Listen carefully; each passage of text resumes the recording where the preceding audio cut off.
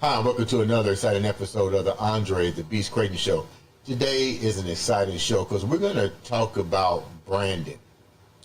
And today's story goes back, way back in the time where a young kid probably picked up his first boom box and was walking down the street, got the bug, and decided this is what I'm going to do for a living.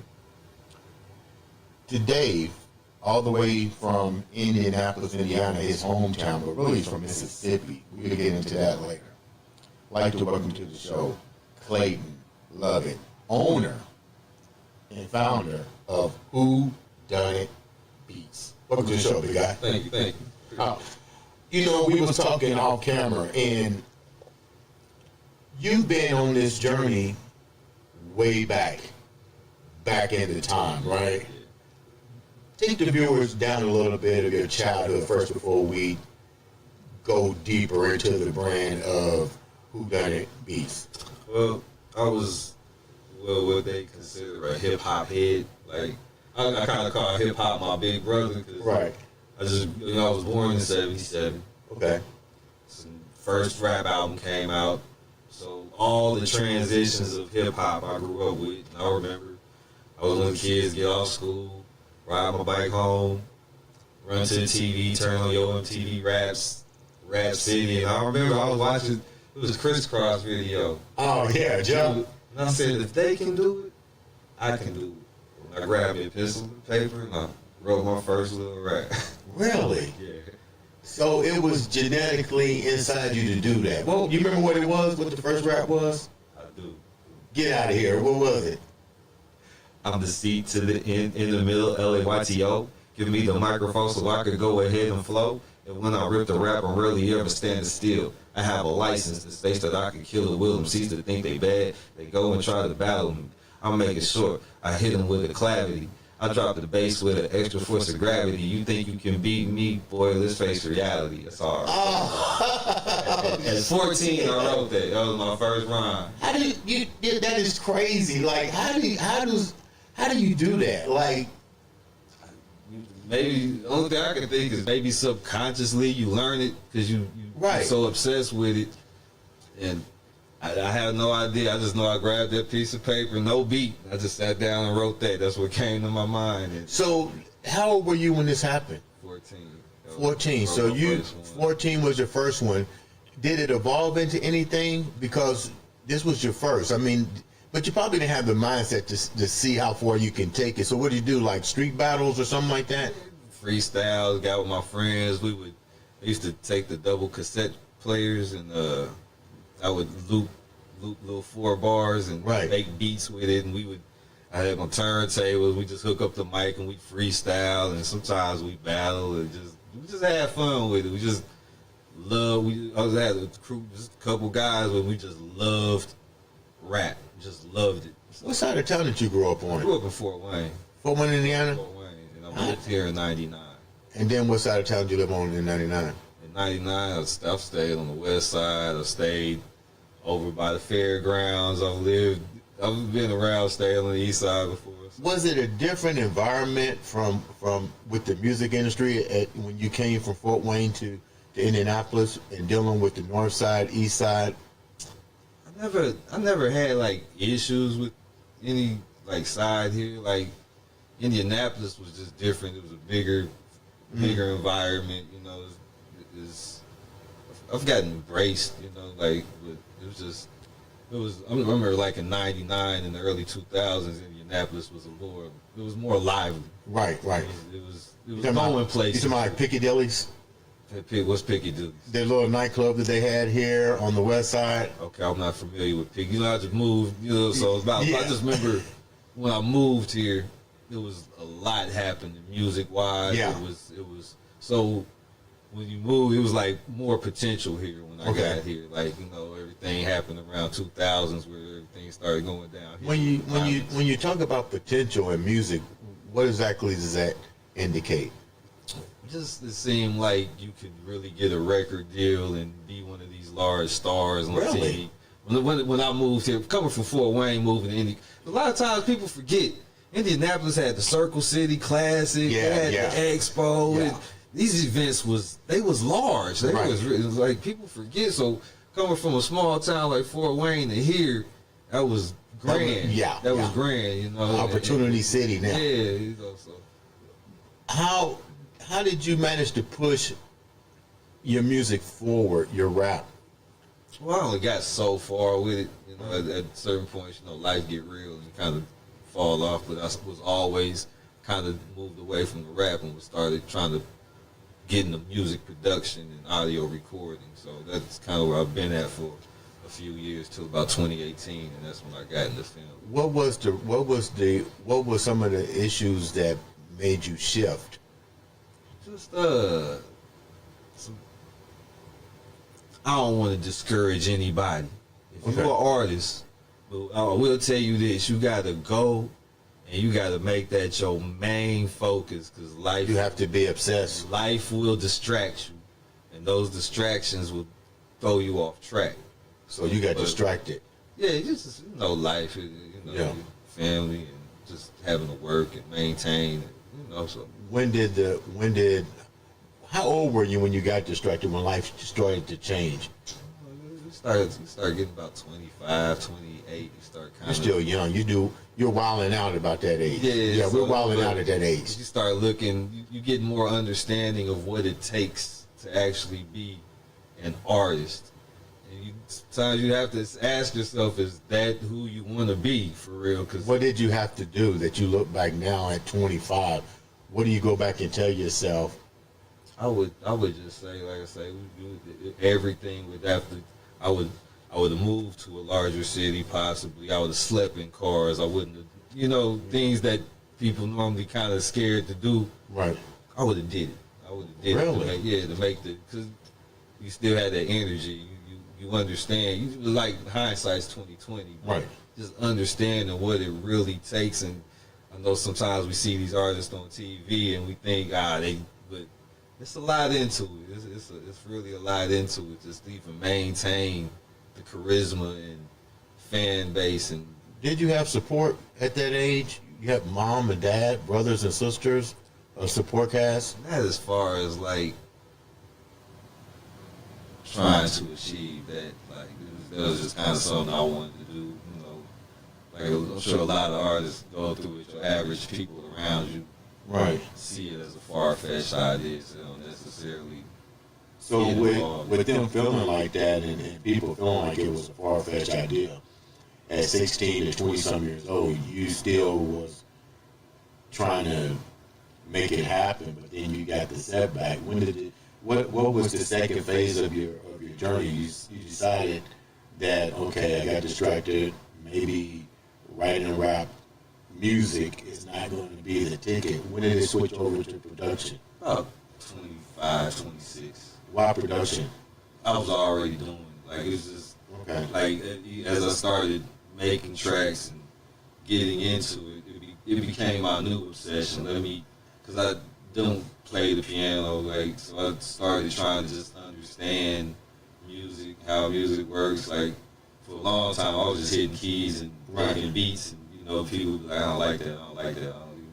I get, it's good.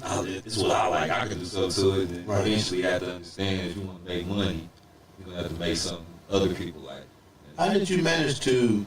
Did you go to college for musical engineering? Yeah, musical engineering. No, it's all home study. And how did you know you had to amplify your craft, and how did you do it? Because, excuse me, you said you didn't know how to play the piano, you didn't know how to play all these instruments, but yet still you're trying to make a career switch, but still keep your brand into a different arena of music now. You're not writing, you're actually taking instruments and making, what is it, a score, a beat? Making a track. That has to be difficult. Yeah, I mean, I bumped my head a long way, and I got a lot of rejections. I still get rejections. I got a lot of rejections. Like, why do you get rejections? I'm curious. Why do you get rejections? Sometimes my sound isn't like the average sound. Right. You know, like just for whatever reason, it's a little different. And sometimes the average ear wants to do what it recognizes, you know. How do you get people to understand your beat? Because we talked about a guy that I was listening to, Beats by Black. I guess he has his own little hook, that hook I was talking about. So does every engineer, because that's what you are, a beat engineer, do you have your own signature song or signature beat that you have to get people to buy into? Or when you're creating a beat, how do you do that for somebody that just comes off the street but that may not like what you got? Like, how do you switch the gears? One thing, as I got older, you just understand that everybody's gonna like what you have. Like some people gonna hate Dr. Pepper, some people gonna love Dr. Pepper, some people gonna hate Coke, some people gonna love Coke, and it's the same thing with the music. So you know, we either vibe or we don't. You can let me hear your hook, let me hear what you got. If I'm making it on the spot, if you say send me some beats, I'll send you some beats. If you, I don't stress out as much about that as I used to. I just. How difficult is it to actually? What's without giving out too much detail? What is the formula for a successful beat for an individual that comes to you? Like, how do you assess what you're going to do with that individual? Because it's money and they want results from their investment. Right. Like I'm always honest. Like I'll tell you, it's a hard game. In music right now versus how it was, and necessarily making money off the music per se, right, isn't what it was. But it's still good for marketing. It's still good for building your brand. You know, even if you are a music artist, you're trying to get that Pepsi endorsement or sponsor something. That's the goal for your brand, because you only got so much time. But if an artist gets with me and they sitting down, I just take my knowledge from what I understand, from everything that I've tried to pick apart, and give them the best product that I think will appeal to them and their target market. That's kind of my approach. Is it difficult to make a beat? Not now. Not for me now. Back when I say 25, 26, when I was starting off, yeah, it was times where I would maybe pull up on a client, and a potential client, and I'd worry, like, I don't know if I'm going to make something they're going to like. I just don't know. Now, I'm confident. Like, I know they're going to walk out with something happy. What do you like better now that you're older? You started this journey in your later teens, around 15, 14 years old. You're 45 now, 46 now. What do you like? Looking back and talking to yourself, what do you like better and why? As far as your music career, did you like writing, being the rapper, or do you like where you are now as the audio engineer?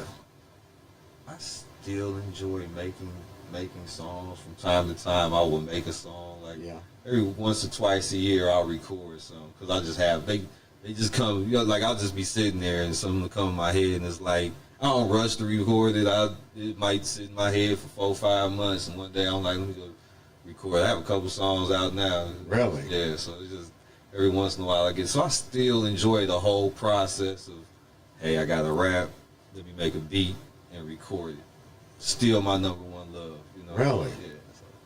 But you now are doing video production. We talked about that a little bit. Why get into the video industry? Well, I was a movie buff growing up too. So. What's your favorite movie?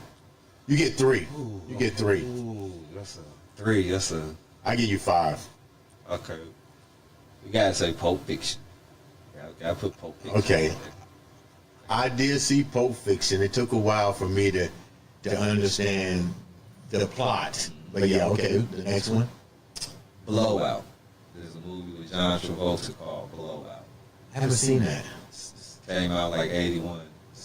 Great movie. I tell everybody if you get a chance to watch Blowout. Okay, I gotta put it on my list. Blowout. Number 3. Gotta put Friday on the list. Friday has to be on the list. Friday with which one? The first one. Okay. It was such a brilliant movie. 5 is hard, but Friday was such a brilliant movie. Okay. Pretty much one location, didn't need a big budget, but it was just a movie with cliches all through it. Okay. It's a classic. It's hard. 5. Are you on number 4? On 4 now. Yeah. Can we leave? You can't leave Menace to Society off the list. Okay. You can't leave that off the list. They don't mention it enough, in my opinion. With Martin Scorsese's that was a well-filmed, well-written movie. Okay. Now number 5. Ooh, 5. That's a tough one. Let's see if I could just throw something miscellaneous in there. What's something I like to watch? 5. It's like leaving something out. Like so many just great movies. Like 5. I don't know if I could put a 5 out there just off the top of my head. Let me throw a horror film in there. Evil Dead 2. Never seen it. Evil Dead 2. Is that a must? If you like horror. Okay. If you like horror films. What do you take from those movies into what you're doing now? You mentioned a lot of different genres in the movie industry. I'm surprised that there's not a Western or a like a family type like The Godfather, something like that. But you did pick the fact that there was a lot of short films, one that was shot on one location, low budget. What are you bringing? What did you get from all those movies that you just mentioned and bring it into your career, and why? Well, if you take Pulp Fiction, for example, it's a Quentin Tarantino movie. Right. And to me, as far as the art of storytelling, I think he's the best at it. Like, you can watch a Quentin Tarantino movie and his characters will be talking about something that could be another movie itself. So Right. that's kind of what I take from Quentin, that I like what he does. He'll have just the average conversation that might seem random but still applies to the movie. Mm-hmm. And it'll just be interesting enough to be a whole nother movie itself. Right.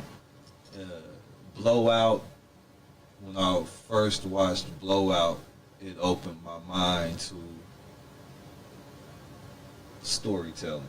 Like Really? taking a small idea and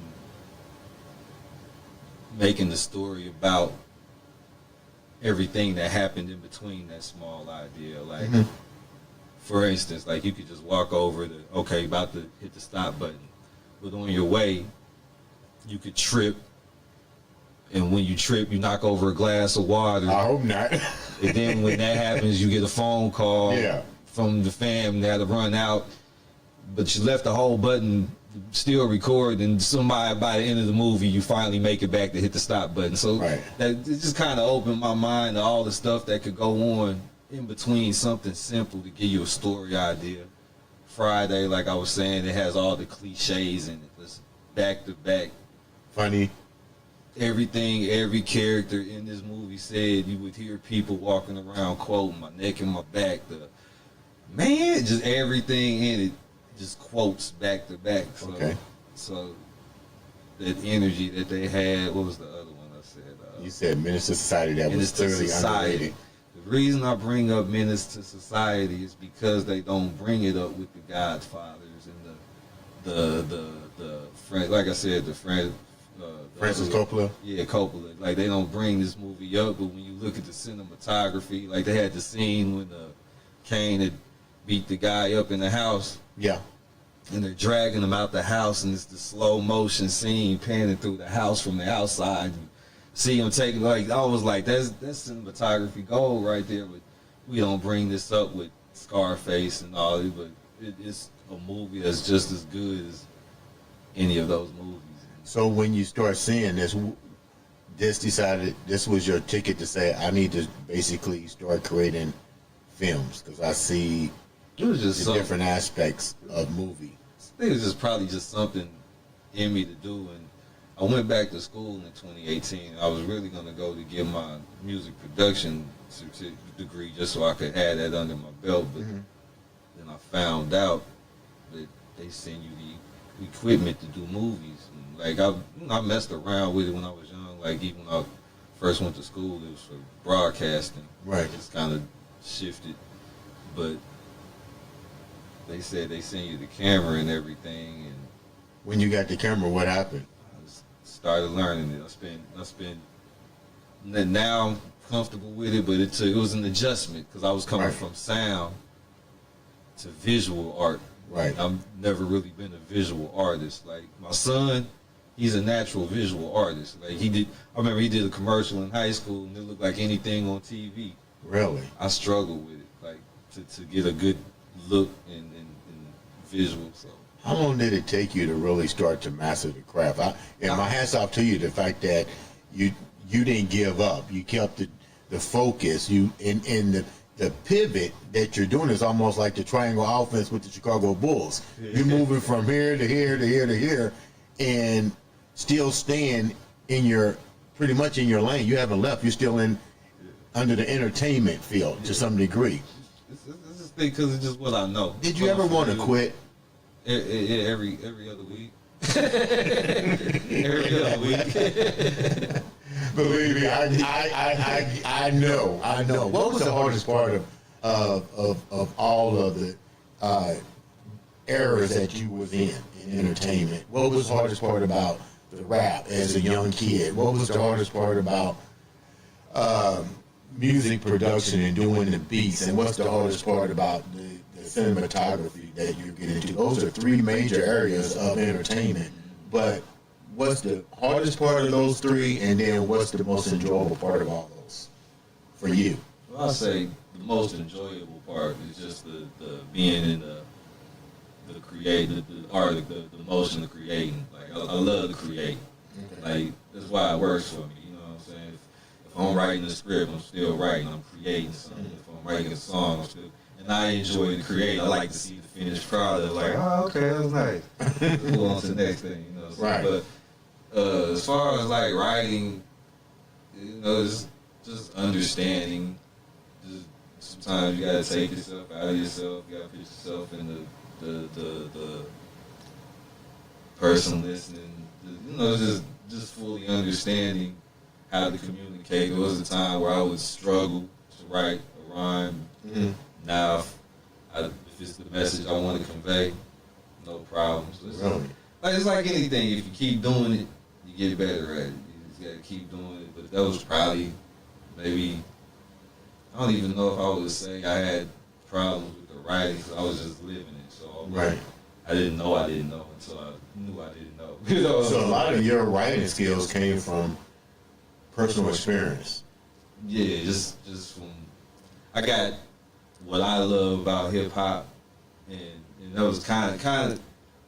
I do kind of appreciate that when I moved here, it kind of took me out of my element. Some stuff that I normally wouldn't recognize or give credit to or respect or listen to.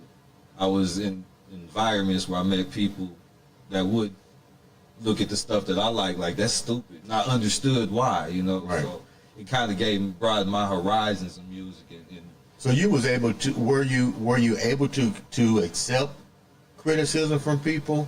Yeah. That not, you know, when you're young, not at first, but I remember one day sending a track to somebody and they sent me a message back saying this sound like this was before Fruity Loops was a big program. So Right. They sound like a Fruity Loop beat. And my initial thought was to it's just, you know, you get older, and then I had this little thought like, all right, I could get mad about this, but if you want to make some money, you're going to have to figure this out. So I did have to sit down and start studying music theory and how pianos work and what these keys do and how they influence your mood and what frequency, you know. So I got all into that, and now I could make a track and somebody will, hey man, I like that. Looking back on your life as a young man to now, what are 3 important factors that you take with you today to give to your son? Because you say your son does this and he's just like this. What are 3 important things that you take from your life back then to now that you give to him? I gotta acknowledge my other 2 babies too. I got a son and 2 daughters. Okay. Yeah.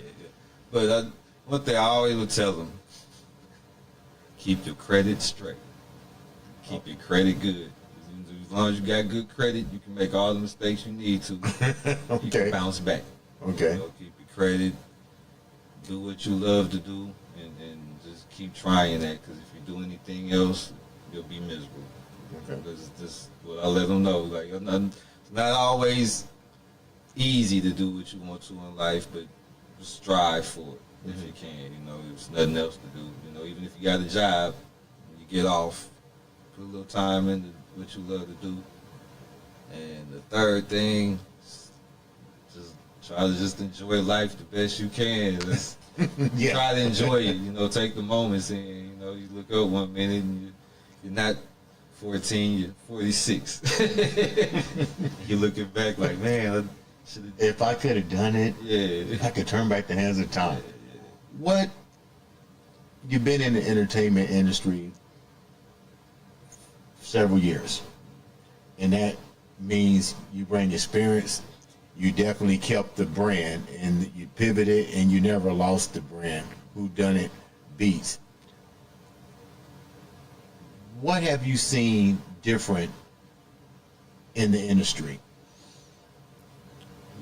I got to witness it go from vinyl to this streaming, and it kind of seems like the amount of money or the money potential that was there when I started, the dream that was there when I started doesn't exist anymore. Like, What do you mean by that? you know, there was a day where you could go out and sell a physical. You know, there was an era where people could go out and sell 100,000 CDs out their trunk. Yeah, right. You can't do that right now. Like, even if you're the best artist, you know, you got this. You can maybe come up with your own way to maybe sell your MP3s, but you got this distribution thing where you kind of need it, but they're not paying out. So, you know, that was the biggest change, that dream that we had to. What do you tell an aspiring artist right now, based on your experience, the way things have changed? It seems like there will be a discouragement, because the end game is you want to be able to make a living, you want to have fun at what you do, you don't want to be discouraged, but there are gatekeepers, and there's rules and regulations that unfortunately you have to deal with in the entertainment field. What do you tell a young artist? This just looking back, like I said, there's a lot of success I still haven't reached. But just looking back, some things I would have done different. I would focus on the fan base, because it doesn't matter who's gatekeeping. Mm-hmm. If you have a fan that likes to listen to your music, they can't stop that. You know. So Right. if you focus on, and don't focus on what another artist is doing. Focus on how many people you can get to show up at your show, so you can sell tickets. Like, this is my guy, Ramasai. We always having these discussions. Show up at your show and sell tickets and get you some merchandise. Other than that, you might be stepping on your foot, But if you got some merchandise, you got some way to generate money, which is, it comes down to building your brand. So Right. if you got a brand that people love, and you get your numbers up, and you can sell merchandise. Then hopefully, you do get the streaming money. But like you were saying, how YouTube is doing people, and Spotify, they new rules is like, just don't. You got it, but you don't want us to have it. And this is like even new for everybody. Like, trying to figure out how to How to pivot. turn this money, how to turn our art into money now since we don't have the physical copies. We don't. You are working with a young man who is definitely doing some pivots. Rama, how do you? Rhymicide, reckless rhymicide, reckless rhymicide. We came to the party. Yeah. Yeah, we have a EP that was produced by me called As Is. And What's it like working? What's it like working with him? Ah, man, he's great, man. He's a friend to the end. You know, if you having a bad day, you just know how to. Hey, man, look, hey, it's life. Keep going, man. You just gotta keep going, man.